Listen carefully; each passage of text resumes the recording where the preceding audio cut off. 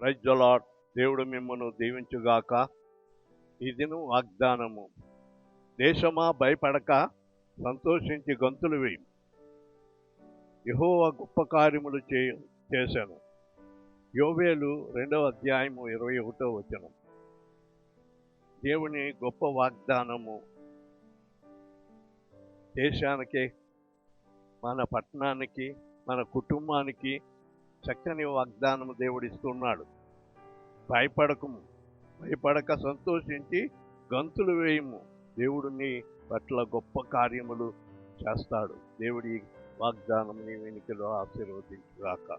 ఆమేన్.